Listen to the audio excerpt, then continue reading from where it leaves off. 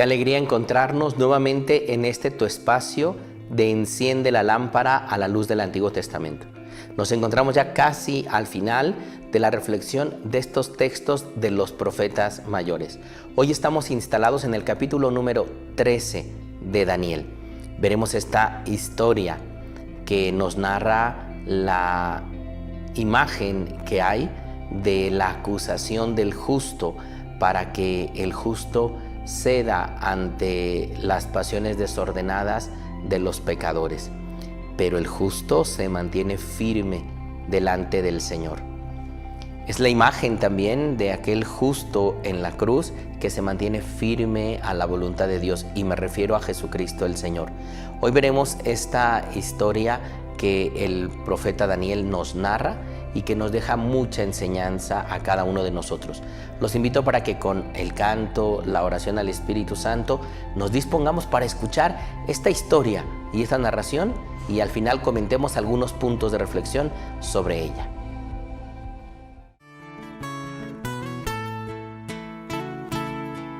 Implorando tu presencia, el corazón te espera para honrarte y alabarte, Santo Espíritu de amor.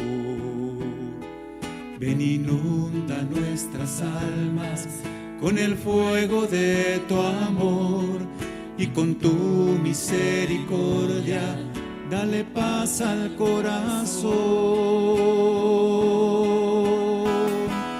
Aquí estamos, Santo Espíritu de amor, con tu poder, renuévanos. Aquí estamos, Santo Espíritu de amor, derrama tu gracia y purifícanos.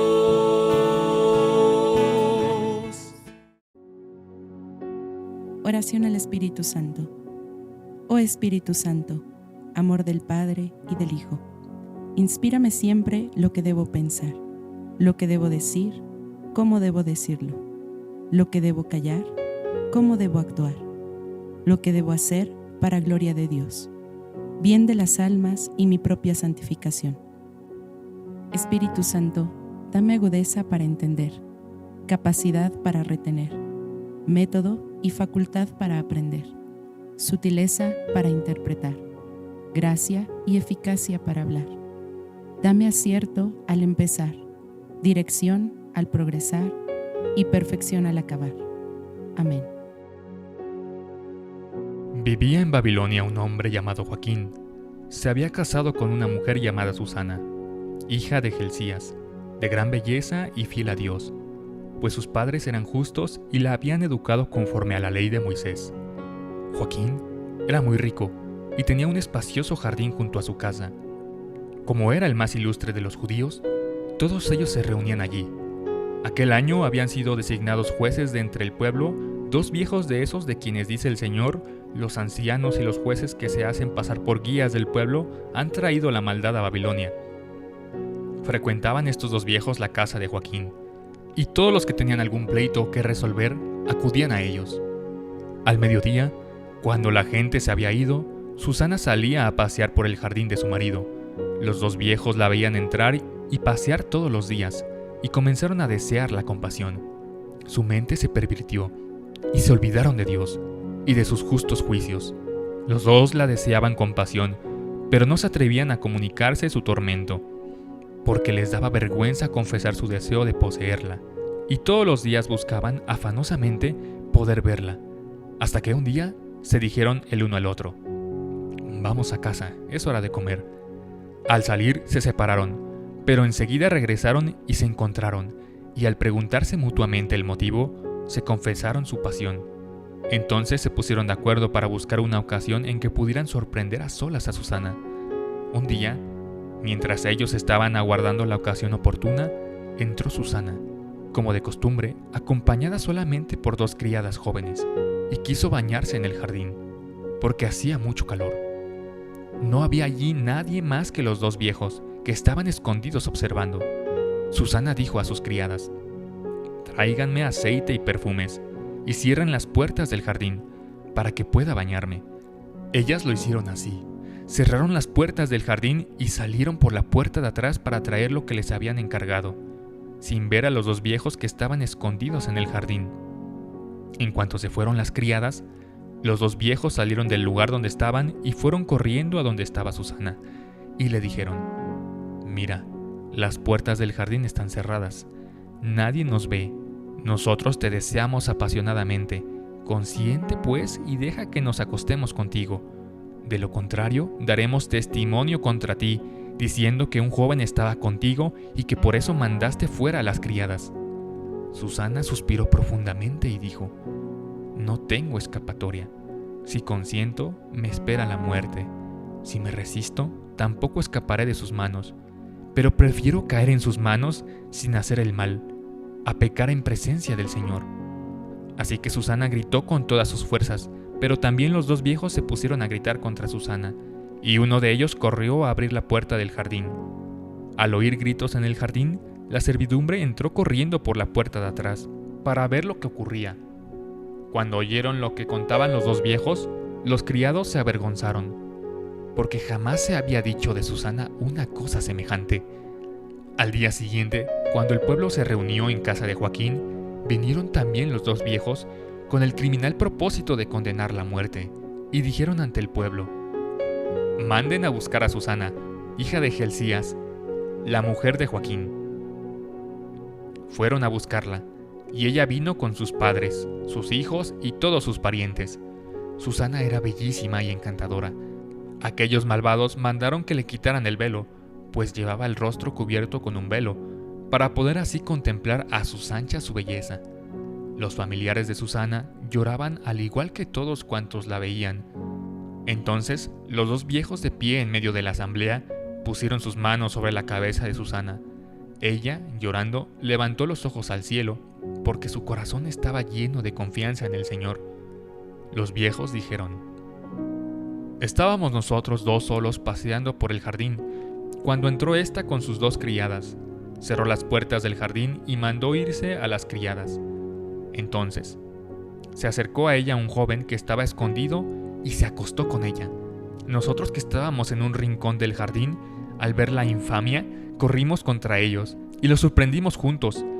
A él no pudimos sujetarlo, porque era más fuerte que nosotros, y abriendo la puerta se escapó.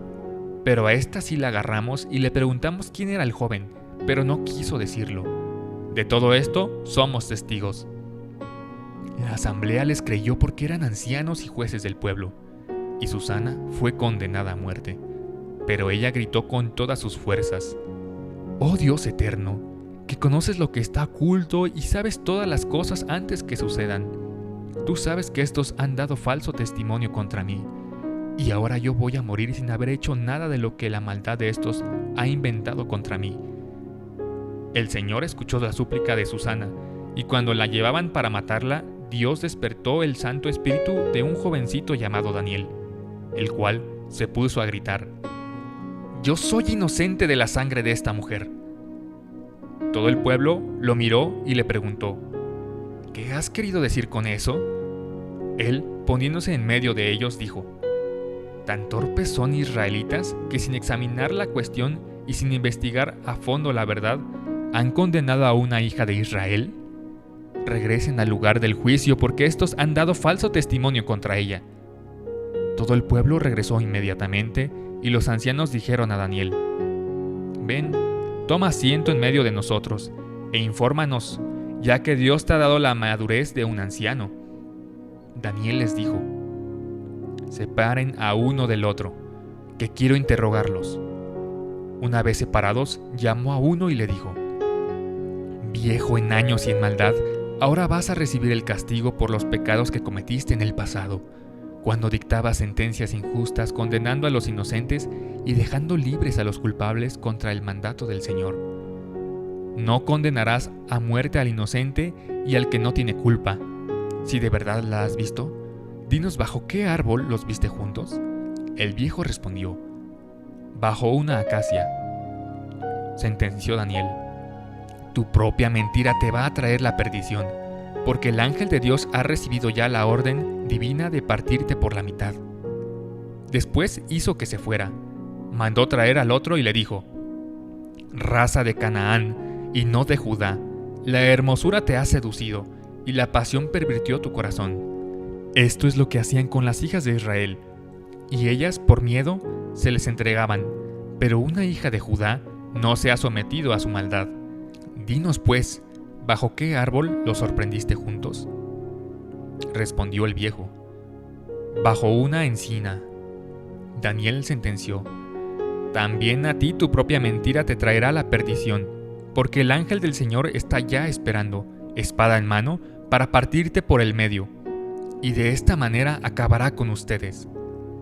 Entonces, toda la asamblea comenzó a bendecir a Dios en alta voz, pues salva a los que esperan en Él. Se lanzaron contra los dos viejos, a quienes por propia confesión Daniel había declarado culpables de dar falso testimonio, y les aplicaron el mismo castigo que ellos habían planeado para su prójimo. De acuerdo con la ley de Moisés, fueron ejecutados, y así aquel día se salvó una vida inocente. Gelcías y su mujer dieron gracias a Dios por su hija Susana, y lo mismo hicieron su marido Joaquín y los demás parientes, porque nada indigno se había encontrado en ella, y a partir de aquel día, Daniel fue muy estimado por el pueblo. Palabra de Dios. Te alabamos, Señor. Pudiera parecer pesada la lectura de esta historia de Susana en el libro de Daniel, pero tiene una gran enseñanza. La primera de ellas que yo quisiera colocar para que en la reflexión ustedes pudieran identificarla es la intervención divina para salvar al inocente, para salvar a aquel que es acusado injustamente. Susana, que no cede a los deseos desordenados de estos dos ancianos, se mantendrá firme ante la ley del Señor, y el Señor pondrá a Daniel como aquel que da testimonio de la verdad para defender al justo. Aquí hay una gran enseñanza para nosotros.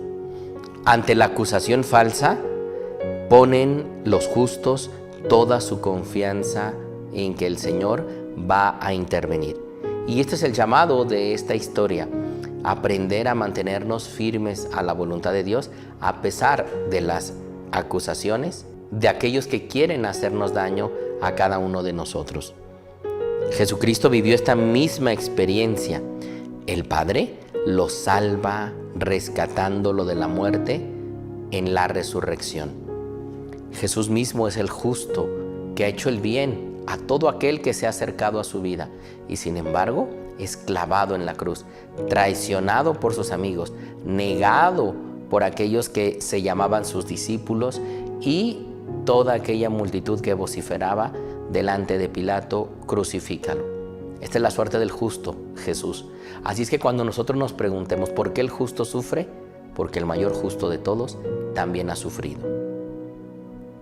De la misma manera, el diácono Esteban muere a manos de los acusadores y es recibido en la gloria cuando pide por sus verdugos, y a Dios ora diciendo que no les tome en cuenta ese pecado. Este es el corazón del hombre justo, que ni siquiera tiene el deseo de venganza contra sus verdugos. ¿Cuántos santos y santas mártires a lo largo de 2000 años de la historia de la Iglesia han vivido esta misma experiencia? Hombres y mujeres que fueron mártires desde el circo romano, ahí en las primeras persecuciones de las comunidades cristianas, como hoy en nuestros días, sacerdotes, obispos, laicos, religiosas, religiosos, que son perseguidos por anunciar el nombre de Cristo y que muchas veces, como justos, también sufren la misma suerte de la acusación de aquellos que solo desean llevar adelante sus propios deseos, como en la historia de Susana. ¿Cuáles son algunos llamados que nosotros pudiéramos identificar entonces en este texto? Me parece que uno de ellos es aprender a vivir bajo la ley del Señor, no temer ante las acusaciones y mantenerse fieles a lo que Dios nos pide, confiar en Dios que siempre nos salva, ayudar al inocente que también requiere que alguien meta la mano en el momento de la dificultad para ayudarle, tal como lo hizo Daniel con Susana. Luchar por la verdad y la justicia, desenmascarar la mentira y la acusación de aquellos que quieren hacer daño al pobre, al inocente. Poner a Dios por delante de todo, tal como lo ha hecho Susana, tal como lo hacía Joaquín cuando ejercía el derecho en el pueblo de Israel, y tal como lo va a hacer Daniel con esa sabiduría y esa sensatez que Dios le da para salvar al justo, en este caso a Susana, la mujer justa delante de los ojos de Dios.